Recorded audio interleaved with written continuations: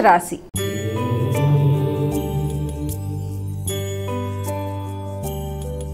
అమ్మ మేషరాశి వారికి ఎలా ఉంది ఈరోజు? మేషరాశిలోకి వచ్చే నక్షత్రాలు అశ్విని, భరణి, కృత్తిక 1వ పాదం. మేషరాశి వారికి చేస్తున్న కార్యక్రమాలలో పూర్తి స్థాయి ఆత్మవిశ్వాసాన్ని పెంచుకుంటూ ముందుకు వెళ్ళవలసిన పరిస్థితి అయితే ఒకటి కనబడుతోంది. అంటే ప్రతి పనిలో కూడా కష్టపడినా కూడా దానికి తగినంత వరకు శ్రమతో వాళ్ళు సాధించడానికి చేసే ప్రయత్నాల్లో అనుకోని ఆటంకాలు కానీ ఇబ్బందులు కానీ ఎదుర్కోవడం, దానివల్ల మాటలతో ఇతరులతో విభేదాలు రాకుండా జాగ్రత్త పడుతూ ముందుకు వెళ్ళడానికి ఎక్కువ శాతం కృషి చేస్తూ ముందుకు వెళ్ళినట్లయితే అది చాలా వరకు అనుకూల ఫలితాలు ఇవ్వడానికి అవకాశం ఉంది.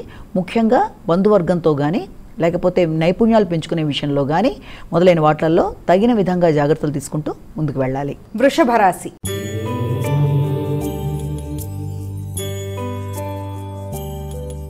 అమ్మ వృషభ రాశి వారికి ఎలా ఉంది ఈరోజు? వృషభ రాశిలోకి వచ్చిన నక్షత్రాలు తీసుకున్నట్లయితే కృత్తిక, రోహిణి, మృగశిర. ఈ యొక్క వృషభ రాశి వారికి ముఖ్యమైన కార్యకలాపాల్లో అంటే సంఘంలో మైత్రి బంధాలు పెంపొందించుకోవడంలో, గుర్తింపు గౌరవం పెంపొందించుకునే విషయంలో, శ్రమకి తగిన ఫలితాన్ని పొందే విషయంలో కానీ అనుకూలతలు అనేవి ఉన్నప్పటికీ కూడా మీ మీద మీరు ఆత్మవిశ్వాసాన్ని పెంచుకునే విధంగా ముందుకు వెళ్ళాలి. ముఖ్యంగా మీ యొక్క భాగస్వామ్య వ్యవహారాల్లో కానీ వ్యాపార వ్యవహారాల్లో కానీ వ్యక్తుల సహకారంతో ముందుకు వెళ్ళడానికి ఎక్కువ స్థాయిలో కృషి చేస్తూ ముందుకు వెళ్ళడానికి చేసే ప్రయత్నాల్లో మానసిక అలజడిని ముందుగా అధిగమించాలంటే వచ్చిన ఆలోచన పదే పదే రావడం, అంటే స్థిరత్వాన్ని కోల్పోకుండా జాగ్రత్తగా నిర్ణయాలు తీసుకుంటూ ముందుకు వెళ్ళడానికి ప్రయత్నాలు చేయాలి. మిథున రాశి